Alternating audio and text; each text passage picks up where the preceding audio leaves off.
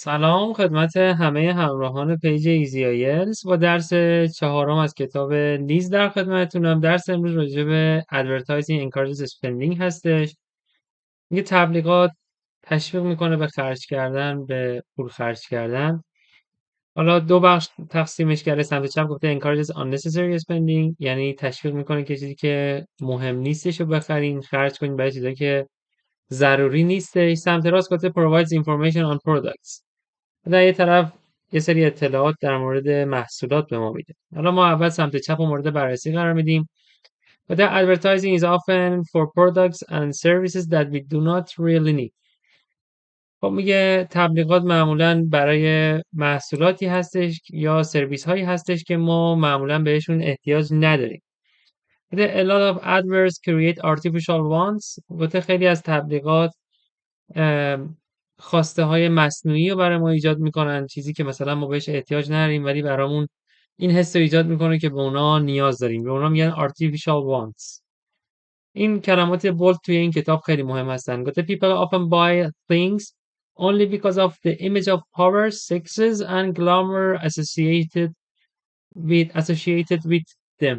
خب گفته مردم معمولا چیزایی رو میخرن یا تنها چیزایی رو میخرن که تصویری از قدرت باشه یا موفقیت یا زرق و برق باشه که یا زرق و برقی که به اون چیزی که میخرن مرتبط باشه. معمولا دنبال این چیزا میرن. مثلا میتونه تبلیغات به اجناس زرق و برق بده یا مثلا نشونه قدرت ایجاد کنه یا بگه مثلا اگه اینو بخرین موفق میشین.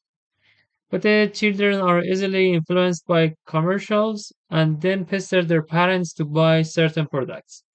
خب میگه بچه ها به آسونی تحت تاثیر قرار میگیرن توسط تبلیغات و سپس اونا پافشاری میکنن، پستر در پرنس میکنن، سعی میکنن خانواده هاشون رو متقاعد کنن، سعی میکنن با اذیت کردن یا متقاعد کردنشون که پستر رو جلسات پیش توضیح دادم که یک محصول خاصی رو بخرن.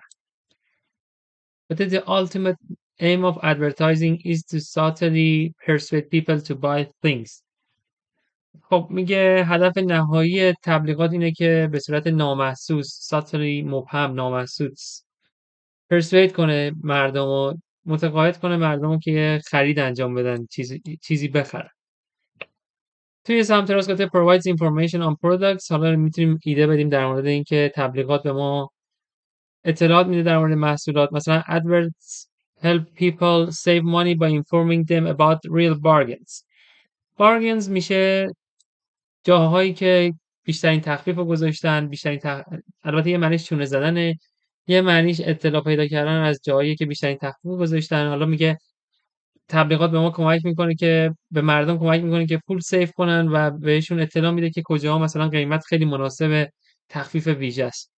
The catalogs and brochures enable people to compare products and services at leisure.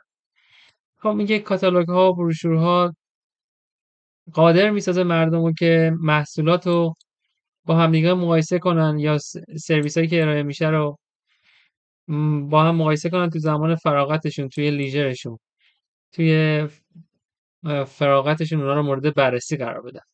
گفته if you don't have time to shop around you can rely on advertising to learn about new products. میگه اگه شما زمان کافی رو ندارین که بگردید مغازه‌های مختلف و شاپ اراوند، یعنی که مغازه‌های مختلف رو مورد بررسی قرار بدین تا قیمتاشون متوجه بشین، بررسی مثلا چندین پاساژ برید بگردید. میگه اگه زمان ندارید که شاپ اراوند کنید، مغازه گردی کنید، میتونید به تبلیغات بسنده کنید، روی تبلیغات حساب کنید و در مورد محصولات جدید ازش یاد بگیرید. حالا همون چیزی که مثلا در مورد محصولات جدیدی که توی تبلیغات ارائه میشه ازشون ایده بگیرید یا لرن کنید، یاد بگیرید.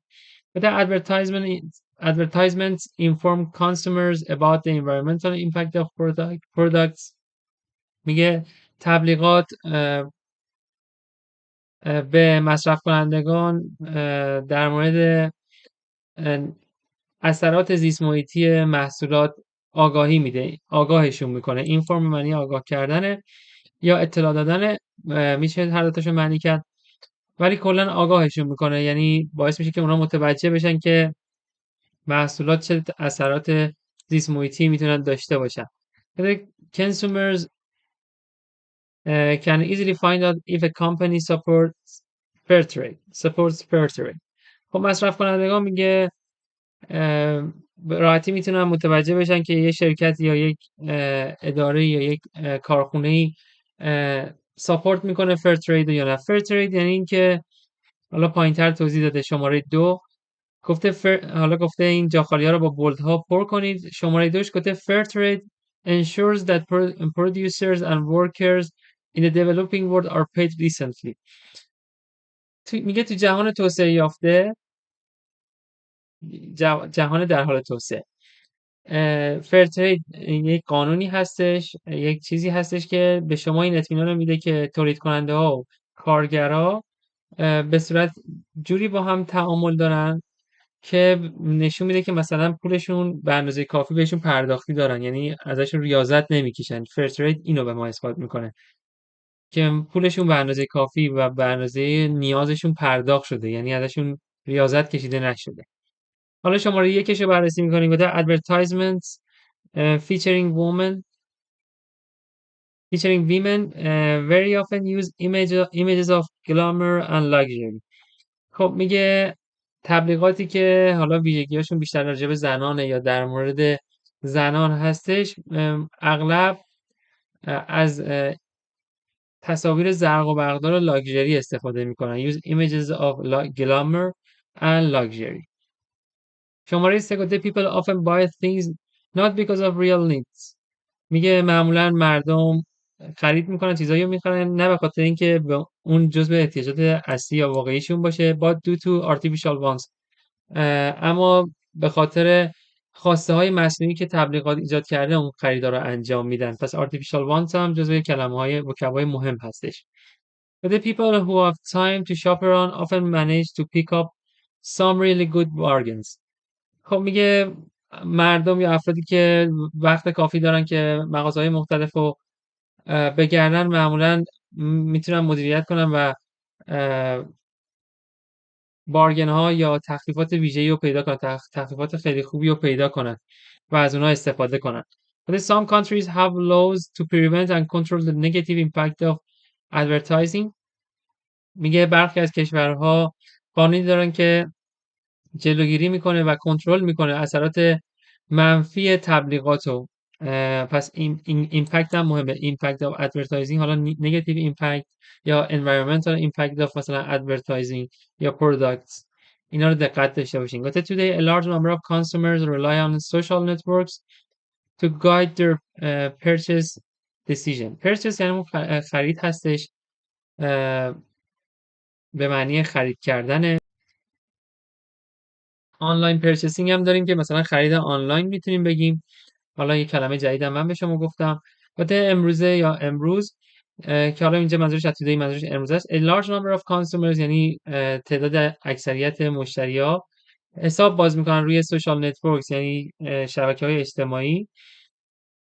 و حالا برای چی حساب باز میکنن؟ به خاطر اینکه اونا رو راهنمایی کنه به خاطر تصمیمی که میخوان برای خریدشون انجام بگیرن. Purchase decision، online purchasing یا buying decision.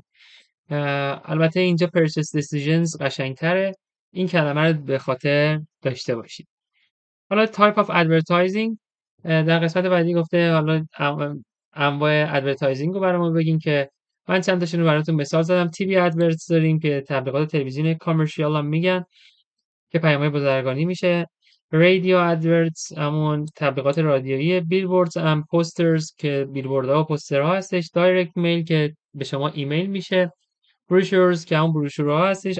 آنلاین ادورتایزینگ هم که تبلیغات آنلاین هستش. درس امروزمون به پایان رسید. تمرین کنید تا این کلمات خوب، مثلا اونایی که بولد هستش رو به خاطر بسپارین، به خوبی به خاطر بسپارین تا بتونید اسپیکینگتون رو ارتقا بدید. موفق باشید.